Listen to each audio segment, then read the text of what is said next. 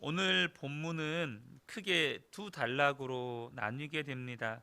먼저 1절과 5절이 첫 번째 단락인데요.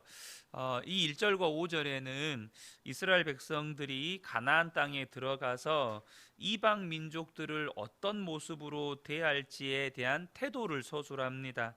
이스라엘 백성들은 이방 민족들을 쫓아내야 하고 그들과 혼인해서도 안 되고 우상을 용인해서도 안 된다는 것입니다. 두 번째 단락인 6절에서 11절은 이제 이스라엘 백성들이 가나안 족속들과 분리되어야 하는 이유를 서술합니다. 그 이유는 이스라엘이 하나님의 거룩한 백성이기 때문이라는 것이죠. 그러면서 동시에 하나님께서 이스라엘 백성들을 선택하신 이유를 또한 설명해 주고 있습니다. 그것은 이스라엘의 강함 때문이 아니고 오히려 그들의 약함 때문이었고, 동시에 그것을 본문에서는 하나님의 사랑하심이다라고 설명을 하고 있습니다. 오늘 본문은 우리에게 몇 가지 중요한 메시지를 주고 있는데요. 그 첫 번째는 뭐냐면, 하나님은 이 가나안 땅 정복 전쟁을 통해서 가나안 족속들을 향한 심판의 회초리로 이스라엘 백성을, 이 이스라엘을 사용하고 계신다는 것입니다. 이스라엘 백성들 입장에서는 하나님께서 이스라엘 백성들을 사랑하시고 또 그의 조상 아브라함과 이삭과 야곱에게 약속하신 것을 신실하게 이행하시는 것이지만, 또한 이 가나안 족속들을 향하여서는 이 가나안 땅에 가득한 죄악에 대해서 하나님이 심판하시는데, 그 심판의 회초리로 이스라엘을 들어서 사용하고 계시다는 것입니다. 1절과 2절을 보면, 내 하나님 여호와께서 너를 인도하사 내가 가서 차지할 땅으로 들이시고 내 앞에서 여러 민족 헷 족속과 기르가스 족속과 아모리 족속과 가나안 족속과 브리스 족속과 히위 족속과 여부스 족속 곧 너보다 많고 힘이 센 일곱 족속을 쫓아내실 때에 내 하나님 여호와께서 그들을 내게 넘겨 내게 치게 하시리니 그때에 너는 그들을 진멸할 것이라. 그들과 어떤 언약도 하지 말 것이요 그들을 불쌍히 여기지도 말 것이며, 이렇게 말씀하십니다. 어찌 보면 이 가나안 땅 일곱 족속을 향하여서 잔혹하리 많지 무서운 말씀을 지금 이스라엘 백성들에게 하고 계시는 거예요. 하나님은 친히 가나안 민족들을 쫓아내는 전투에 앞장서서 이스라엘 백성들로 하여금 그 땅을 차지하게 하실 것입니다. 이제 이스라엘 백성들이 할 일은 그들과 상종하지 않고 진멸하는 것입니다.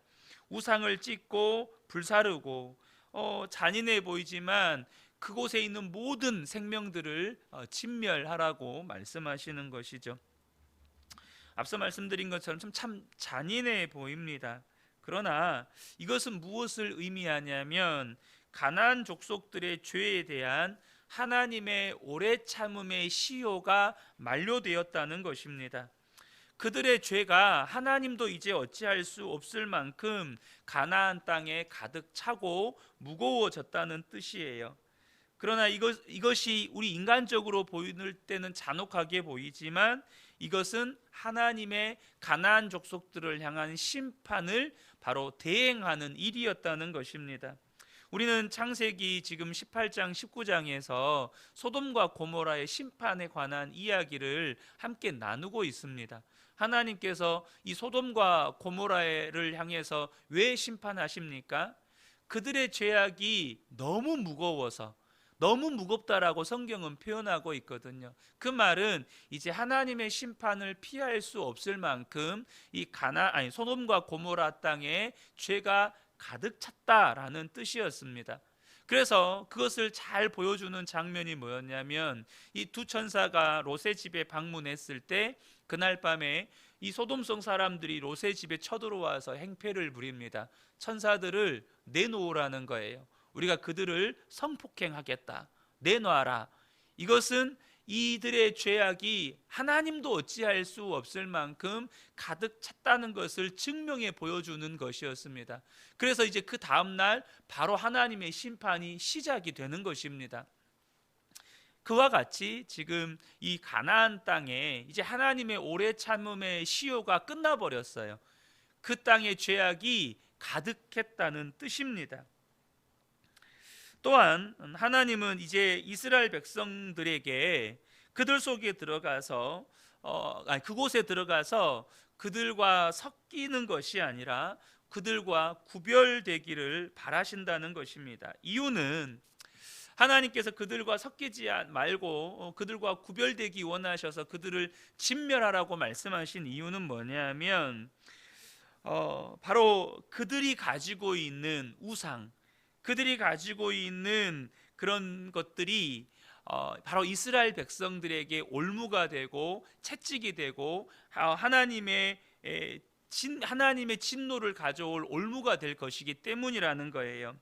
이것을 여호수아 23장 13절에 보면 확실히 알라, 너희의 하나님 여호와께서 이 민족들을 너희 목전에서 다시는 쫓아내지 아니하리니 그들이 너희에게 올무가 되며 덫이 되며 너희의 옆구리에 채찍이 되며 너희의 눈에 가시가 되어서 너희가 마침내 너희의 하나님 여호와께서 너희에게 주신 이 아름다운 땅에서 멸하리라.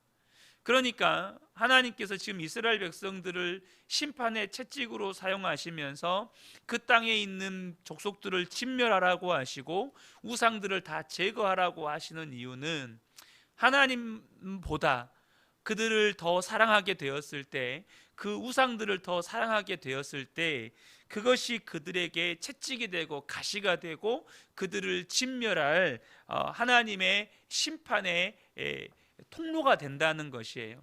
실제로 이 여호수아 23장에서 이 여호수아가 이스라엘 백성들에게 이 말씀, 이 고별 설교와 같은 이 말씀을 하는 이유는 아직도 진멸하지 못한 이 가나안 족속들이 있었거든요.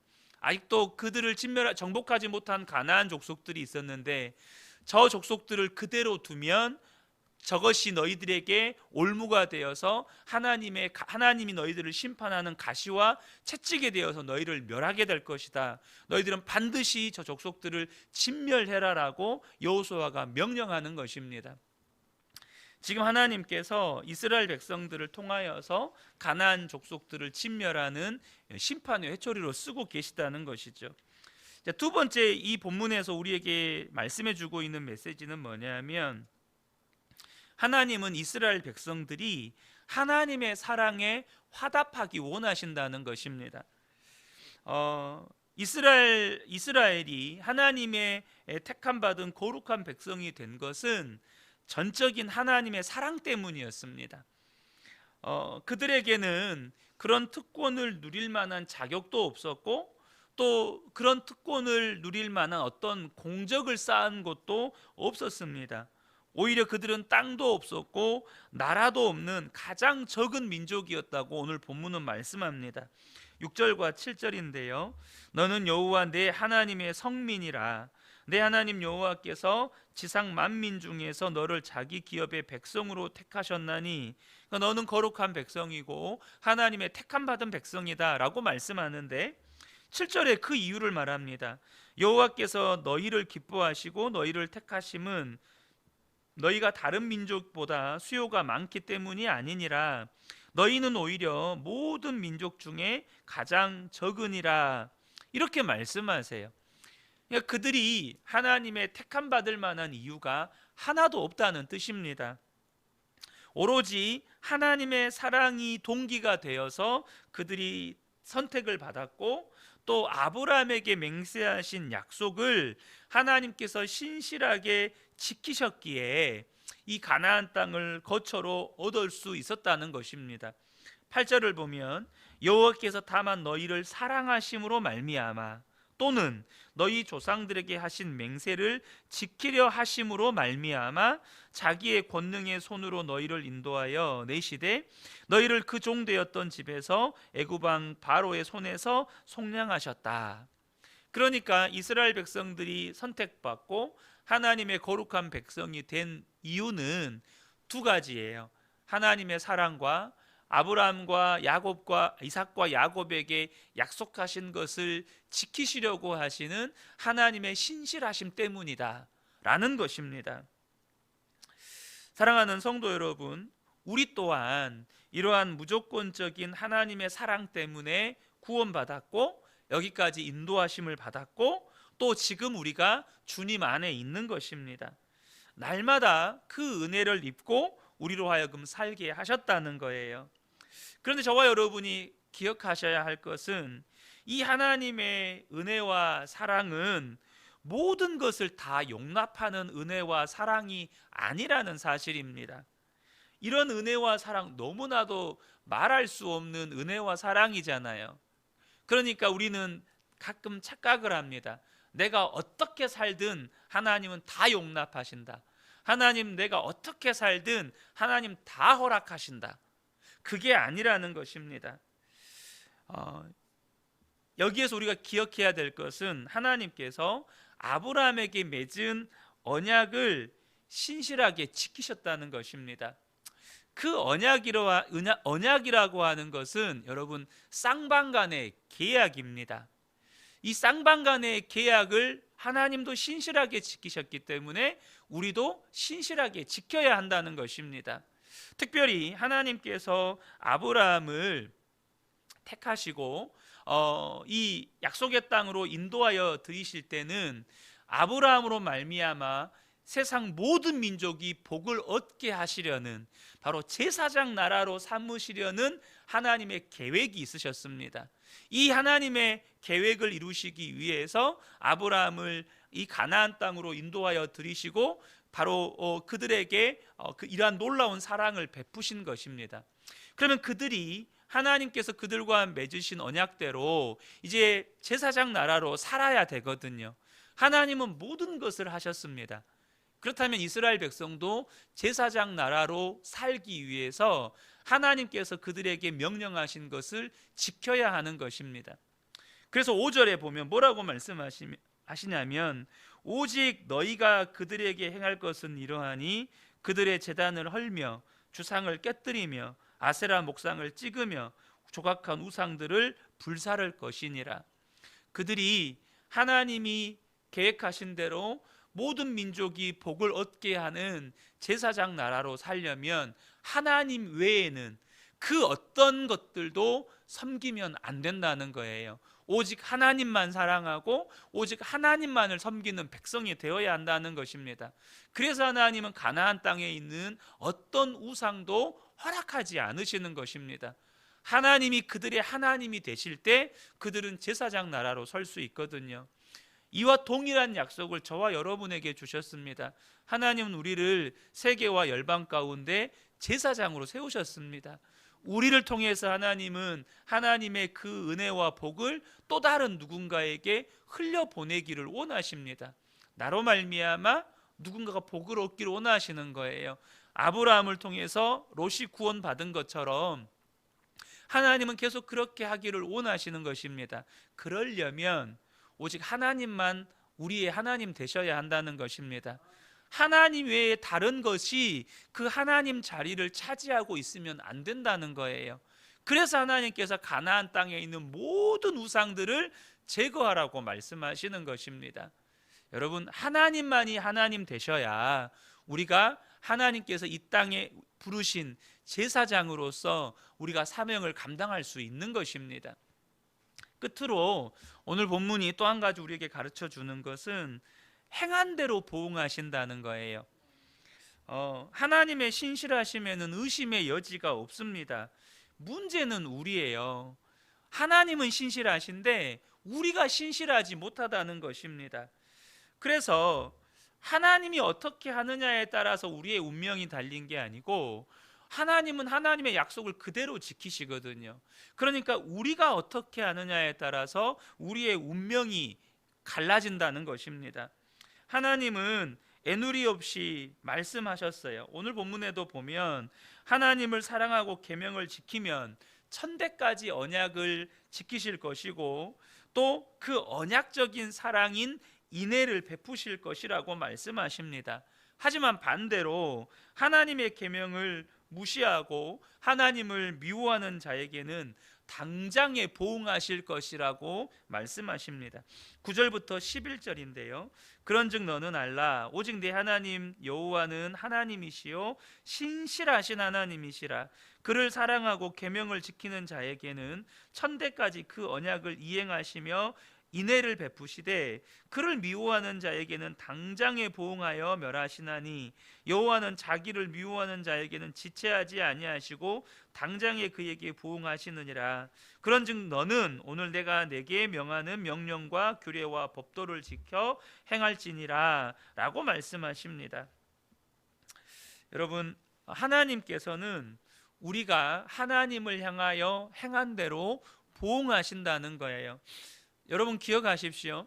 저와 여러분의 삶은 하나님이 저와 여러분에게 저주하셔서 혹은 저와 여러분을 축복하지 않으셔서 우리가 그러지 않아요. 우리 삶에 어떤 어려운 일이 닥치면 왜 하나님 저의 삶에 이렇게 행하십니까? 라고 우리는 그렇게 하나님 앞에 원망하기도 하고 불평하기도 합니다. 그런데 저와 여러분이 기억하셔야 할 것은 하나님께서 행한 대로 보응하신다고 말씀하신다는 거예요. 그러므로 저와 여러분이 기억하셔야 할 것은 정말로 저와 여러분의 삶에 하나님으로 하나님 되게 하는 일이 무엇인지를 분명하게 아셔야 한다는 것입니다. 우리가 어찌하든지 하나님은 하나님이세요. 그런데 그 하나님은 저와 여러분의 삶에 천대까지 은혜와 사랑을 베풀기를 원하시는 하나님이시라는 것입니다. 그런데 그것을 무엇으로 결정하느냐? 바로 내가 하나님의 말씀을 겸손하게 듣고 그 하나님의 말씀에 순종하며 살아갈 때에 하나님은 저와 여러분의 삶에 천대까지 은혜와 사랑을 베푸시는 하나님이시라는 것입니다. 그것이야말로 하나님을 하나님으로 인정하는 일이라는 거예요. 여러분, 신앙생활에 중간 지대는 없습니다. 그러니까 신앙생활에 적당이라는 건 없어요. 하나님께도 한 발, 세상에도 한 발. 그래서 하나님께도 적당히, 또 하나님도 적당히 섬기고 세상도 적당히 즐기고, 이런 중간 지대는 없다는 거예요. 분명히 성경은 두 주인을 섬길 수 없다고 말씀하십니다. 하나님을 오직 하나님 되게 하는 건 하나님의 말씀 앞에 겸손하게 듣고 하나님의 말씀에 순종하며 살아가는 것, 그것이야말로 하나님과 우리가 맺은 언약 관계인 것입니다. 하나님은 하나님의 약속을 신실하게 지키시고 우리는 그 하나님을 신실하게 사랑하고, 그럴 때 저와 여러분의 삶에 하나님이 하나님 되심이 온전히 드러나는 하나님의 은혜와 사랑을 계속해서 경험하는 삶을 살게 된다는 것입니다. 이 새벽에 함께 예배한 우리 모든 성도님들이 그런 하나님의 은혜와 사랑을 계속해서 삶 가운데 경험하게 되시는 복된 분들 되시기를 예수님의 이름으로 축복합니다. 아멘.